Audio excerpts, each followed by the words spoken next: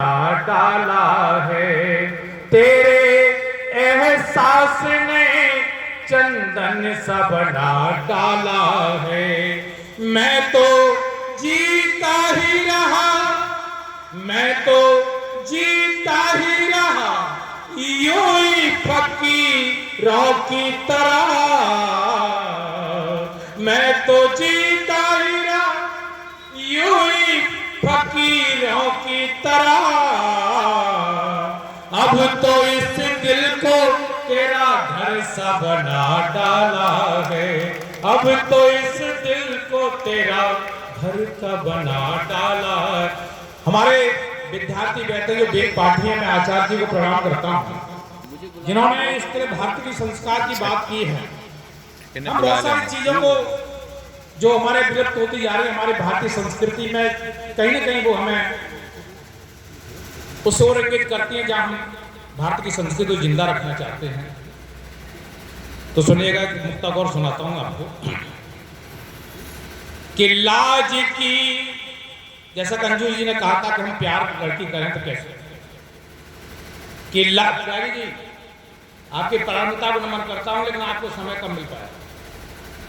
सुनिए कि लाज की बात चली घूंघट की याद आती है, लाज की बात चली घूंघट की याद आती है।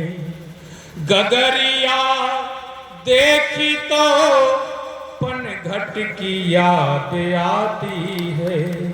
नागर साहब आपको नमन करता हूं क्योंकि मैंने बहुत किसानों की नेतागिरी की है और इसलिए मैं उनके संघर्ष में साथ रहा हूं, क्योंकि वो उस गागर और सागर की बात मैं करना चाहता हूं। सुनिए कि गगरिया देखी तो पनघट की याद आती है।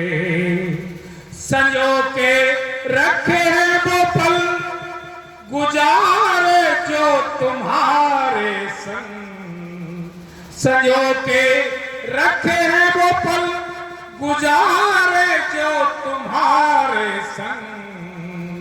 जहां मिलते थे हम घट घट की याद आती है, जहां मिलते थे हम घट घट की याद आती है। और एक संस्कार के लिए बच्चे को देखकर मैंने 2-4 बच्चों से आगे आपके आश्रम में अपने विद्यालय में पूछा बातें, तो मैं रखता हूं उसको कि मैं भी क्या चाहता हूं, क्या संदेश देना चाहता हूं बच्चों को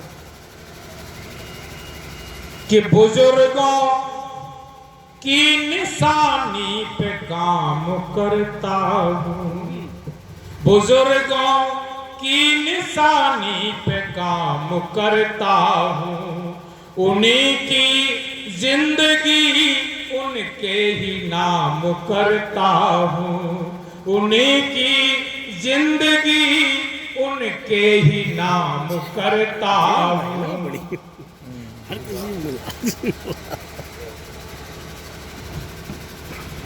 उन्हीं की जिंदगी उनके ही नाम करता हूं।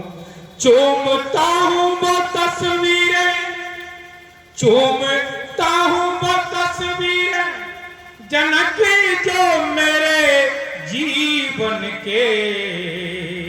चूमता हूं वो तस्वीरें जनक जो मेरे जीवन के।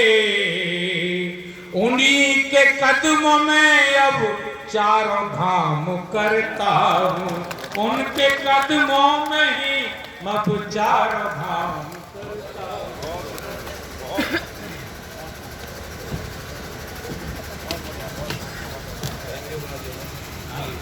बहुत बढ़िया।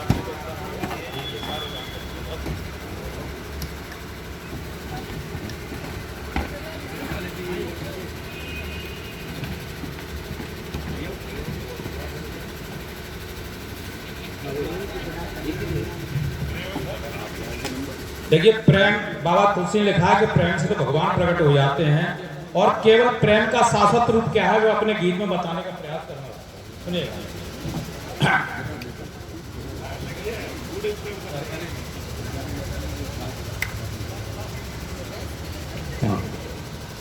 सुनिएगा जी, स्वागत है।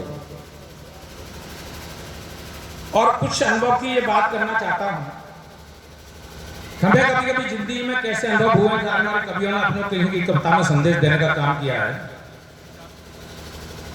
और हम कभी ऐसी विषमता में जब बात करते हैं, विषमता में हम देखते हैं वर्तमान समय की क्या स्थिति है। सुनिएगा कि वक्त बे वक्त चली ऐसी हवाएं देखी, वक्त बे वक्त चली,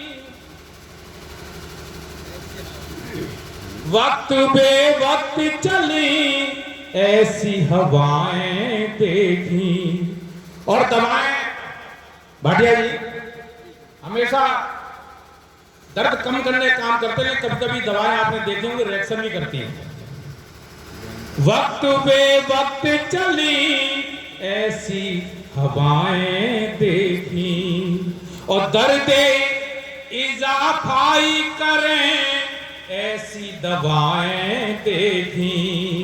और मेरी तन्हाइयां, मेरी तन्हाइयां मुझको बख्श दे मौला, मेरी तन्हाइयां मुझको बख्श दे मौला।